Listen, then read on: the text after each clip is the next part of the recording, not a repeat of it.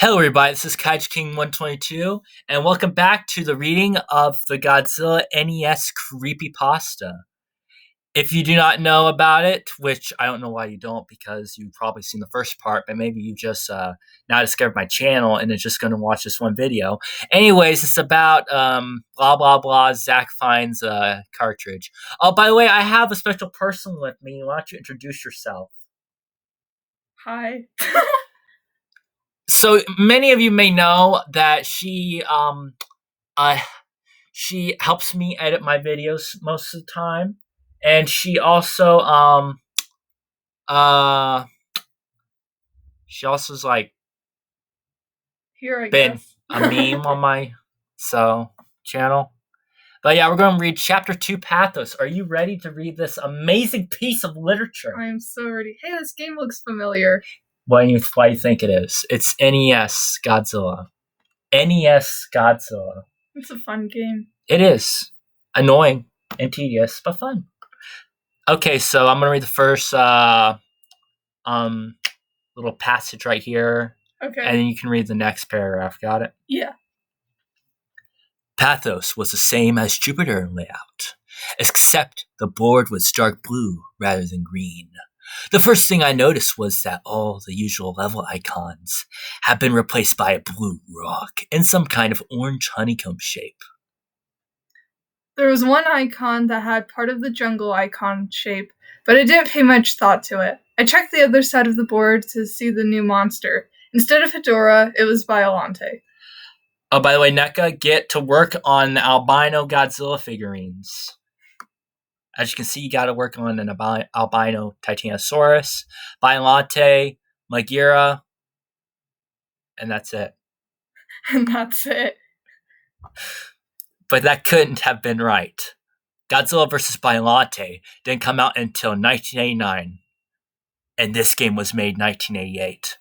Perhaps Toho put Biolante in the game to build excitement for the movie next year? No, they didn't. They did not. If you check the production history, my dude, then you would realize that Biolante did not come until further in the movie's production. But changed their minds. I tried to rationalize the game's abnormalities any way I could, but this would prove to be futile. Pathos Map song was the first new song I heard in the game. Like most of the new songs, it was hard to describe. I'll try. It started out slow and suspenseful, much slower than any song in the game, but every 12 seconds or so, there would be a loud clashing sound. I don't have a plate, so I can't do that. And the tempo changed.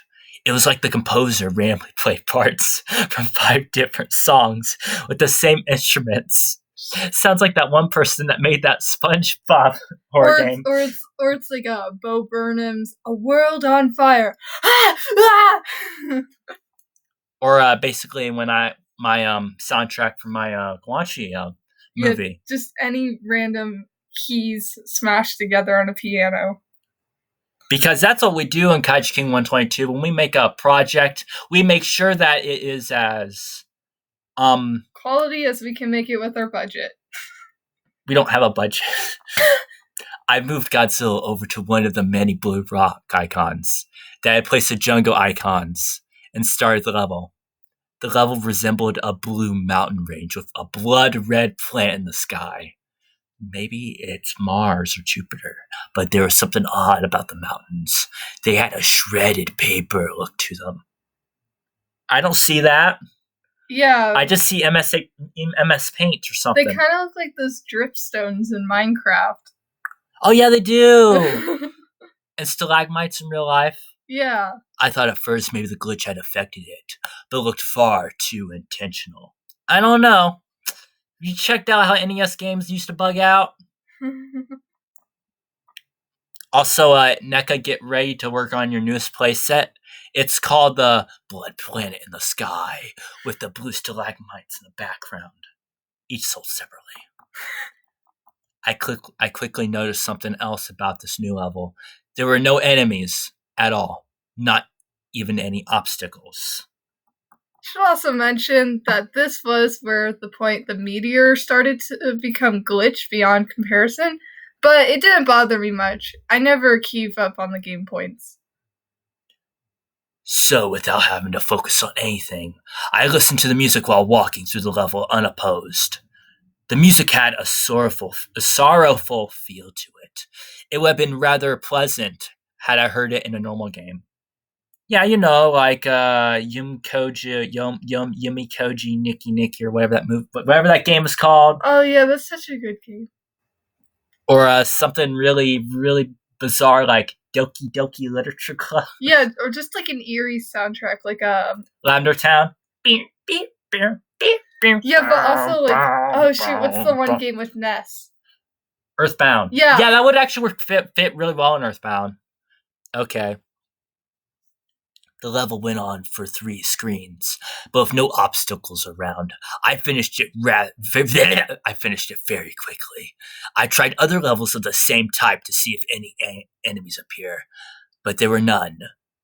There was little else to be seen in the Blue Mountains, so I tried the other level type.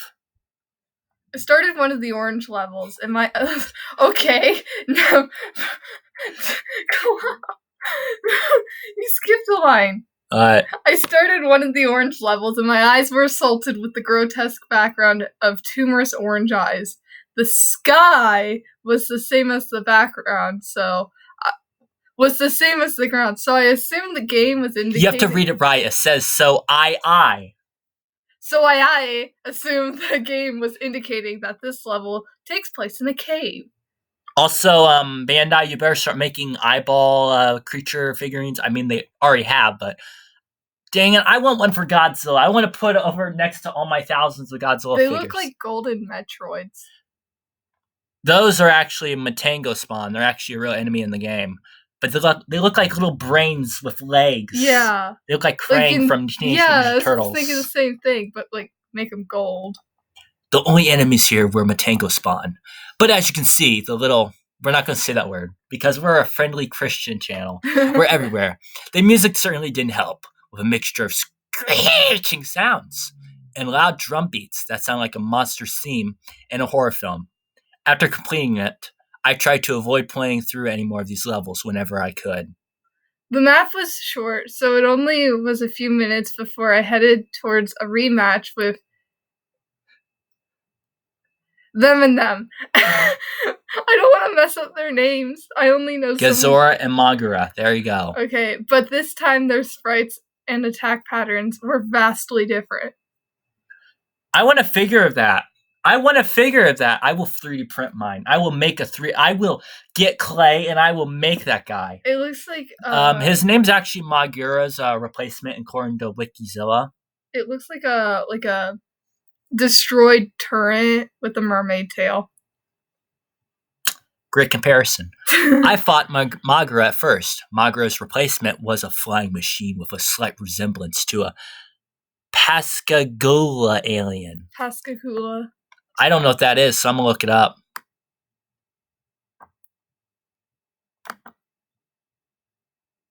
Actually, we're going to take and we're going to go over here and we're going to see what that is. Oh, that's what that is. What is it? It's a real thing. What is it? It's a real thing. What is it? Abduction. Oh, it's just abduction, alright. It was a bit like fighting Mothra, only moved with a lot more grace. It attacked by spinning its front tentacle like a corkscrew, and it still had an I-beam, except now it fired from the drill. I gotta get ASMR in here for all the viewers, Oh, that's probably gonna lose viewers. Also, NECA, please make a figure of that, or like Bandai, please make even a fan. Make a figure of that. I want to buy it. I want a figure of the background. Okay, you're gonna make me go crazy. Oh, that looks cool right there. I want a figure of that too. Okay, I'm gonna read this too. I like his shoes. This lanky aberration had replaced Godzilla. So this is known as Godzilla replacement. Really creative names, by the way. And the new beast was more of a challenge. It would run and jump at a fast pace, constantly swinging its arm around, making it hard to get close. And of course, it tried to pin me in the corner with as much annoying resolve as ever. I defeated it using a combination of tail whips and heat beam spamming. Because, Because true gamers spam their controls. Yeah, that's what I do. That's how I win Mortal Kombat. I spam. Yeah. Also, I would like to put a thought in your head. Imagine if these like appeared in Godzilla movie. That would be awesome. I think this thing would have like a voice like I like his shoes. Look at his shoes. those aren't shoes, those are flippers. I like his flipper shoes. Okay, you're gonna fight this. No, you're gonna talk. Read, please. I defeated them, and then I was gonna fight Titanosaurus. But when I started the fight, Titanosaurus is nowhere to be seen, and the game simply went back to the map with the Titanosaurus piece now missing. There was no one left to fight now but Biollante, so I eagerly started the battle. I was quite surprised that Biollante started the fight in her rose form. She was immobile and used tentacles to keep me away from the main body, which took the most damage. You know, I'm surprised this guy is actually surprised that he fought Biollante in the rose form, considering in every Godzilla game ever made, that's what you do. You fight the tentacle, and then you fight the actual thing. That's like saying, I was surprised when I fought Mechagodzilla that I just started fighting him in fake Godzilla form. Because that's how you fight Mechagodzilla in all the games. Versus his disguise, and then you fight the real thing. Man, I found it really weird when I opened the book, it had words in it. Also, NECA make an NES Biollante figure. Also, I want to point out that looks incredibly stupid. That tentacle, that's like, ah! Yeah, it's gonna go. As expected, she turned into her final form after taking enough damage. The sprite looked pretty good for 8-bit. Well, it's because it's not 8-bit, my dude. It's actually 16-bit, and you could tell if you actually like had a SNES. It's 16-bit. 16 bits, 8 bits, 4 bits, 2 bits, 1 bit. Ah! The battle technique was the same, except now Biollante could move, albeit slower than any other monster. Being hit by the tentacles did more damage now, and Biollante could do an acid spit, which I managed to avoid by jumping in the screen cap. Honestly, it looks like he got hit anyways. He did. Look at his health. Not much more difficult to beat than Titanosaurus. It took only 2 rounds, but when Biollante was gone, the music had stopped and there was a new icon replacing the bass. Oh boy, I love this. Mothra!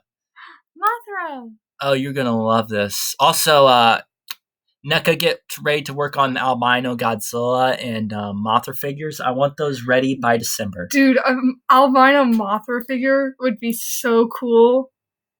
Yeah, it would be. I want one now. I'm gonna make one. I'm gonna make one for myself now. I'm gonna buy clay. And some gray paints. The icon wasn't there before I beat Biollante.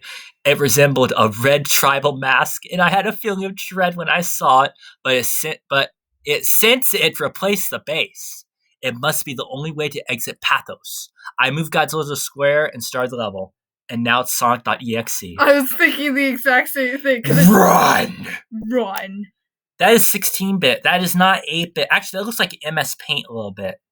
Yeah, I'm saying bit over and over. Like the background. Because you see like how, yeah. Oh my god, there's a big wall of text. You get to read some of this. It was a hellish-looking place with no sky and a flickering fire in the background. The fire looked far more advanced than anything I've seen on an NES. There was music in the form of a slow, steady drum resembling a heartbeat. All the text on the top screen and the life bar were gone. Because of the budget. In their place was a single bit of text in the middle of the screen that said, "Run." I like how the programmer, or like whoever, because definitely there's a programmer that made this, but just like, I'm going to copy Sonic.exe, but I'm also doing it because I'm kind of too lazy to like re-add the sprites for the life bar and the power meter. So I'm just going to make it all just a blank screen. The first time, my feeling of dread had intensified. I cautiously walked through the level, but like the Blue Mountains, there were no enemies. I paced around for a minute before thinking, run. From what? Sonic. The first time it hit me, I didn't even see it. I heard a noise outside my room and turned back to see if something fell. And when I looked back, Godzilla's dying. No! Of course, I guess you could say, you're too slow. I would be crying if my Godzilla figure was bleeding or something. Especially my Anguirus. Oh, by the way, guys, I bought Anguirus. I just want the red, mask to come over, and it's actually the mask from Crash Bandicoot, and he goes, you're too slow. Mean Aku Aku? Yeah. Or Uka Uka? Whichever one. They're both masks. Okay, let's see. Blah, blah, blah. But I wasn't going to play the game without Godzilla, so I restarted the game and went to the password screen. Have I ever mentioned how creepy the password screen music is? If you play the game, you know what I mean. It doesn't at all fit the mood of the game. It's more like something from a horror game. Resident Go Evil. figure. Maybe they made it like that so kids wouldn't cheat. Yeah, I doubt that. We're all cheaters in this world. I was quite annoyed at this point because I thought I was going to have to fight all the monsters again. Also, if they didn't want kids to cheat, they wouldn't put how to cheat in Nintendo Power. I know, right? Now you play Power. But that didn't happen. The game started me off right where I was before. I started the red face level, so I tried again, making sure to pay attention to this time. That's when I heard a low bowing sound. Then I saw it. This thing. Oh my gosh, oh my gosh, it's the thing. I need to see what it is. No! I messed up. I want to see what it looks like. You're fired. Do you know that feeling your body has when you feel like you're in extreme danger? You start to recoil and tense up as the adrenaline flows through your veins, and your nerves start to feel very cold. Actually, they feel sweaty, but sure. That's a feeling I had when I took the screen cap. Oh my gosh, it's a custom sprite! You're too slow. He looks like he ate too much McDonald's. And he definitely is the baby child of Kumunga. Okay, who let the thing run loose in a Godzilla game? Who was it? I know it was a great movie, but who let the thing run loose? I haven't seen all the Godzilla movies. You haven't seen all the Godzilla movies? Okay, no, my dude. You need to see all the Godzilla movies before you say that. Before you never mind. I'm gonna start making a fan theory right here on the spot. Titanosaurus is gone. The thing got Titanosaurus. It was all in. No, wait. It was just all in his mind. It's a bad dream. But I'm pretty sure. I'm pretty dang sure this was never in any of them. It had to be something the creators made up. Wow. Well, what kind of weirdo? But put this in a children's game. Probably the same guy that did that one bone guy in Pokemon that like I want flesh. Oh my gosh, this is so long. And we're at 18 minutes. By sheer dumb luck or perhaps an adrenaline boost, I managed to run fast enough to get away from it. It ran very fast, so much so that if you saw it, you were most likely going to die. Oh my gosh. And when I say die, I mean your monster gets killed instantly if the creature touches them. Okay, Sonic.exe. Once I had gone back to the map, I was so afraid that I was extremely tempted to just shut the game off and try to pretend this never happened. I couldn't believe what I had just seen. It couldn't have just been real. And even if I wanted to continue, I still had to get Mothra through this chase level.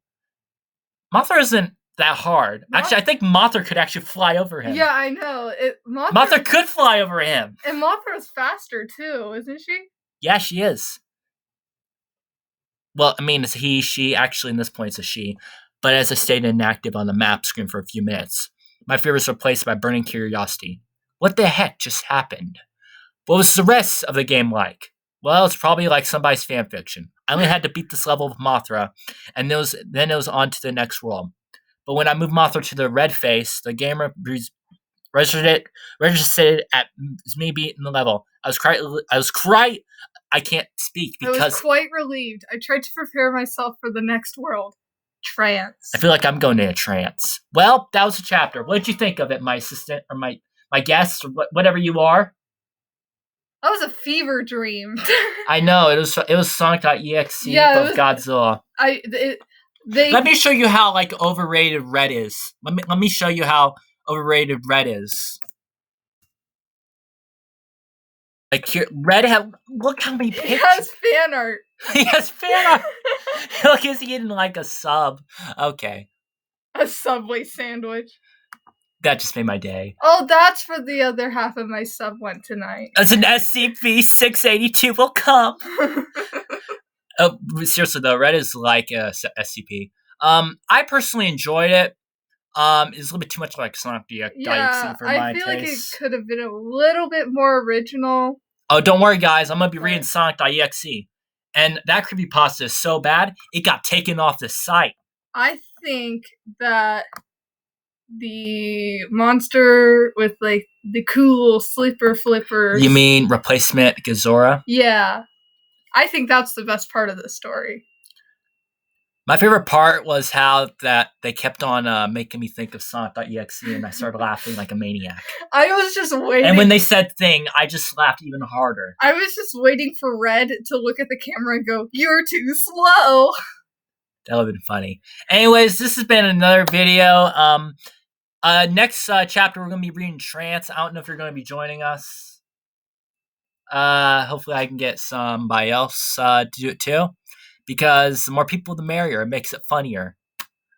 But yeah, I hope you guys enjoyed this. Remember, actually, I'm not going to tell you guys to do that anymore. Because if you want to like the video, you'll like the video. If you want to comment, you'll comment the video. If you want to subscribe, then you'll subscribe. I really don't care. I'm just doing this for fun. Anyways, guys, I'll see you in the next video. Peace out.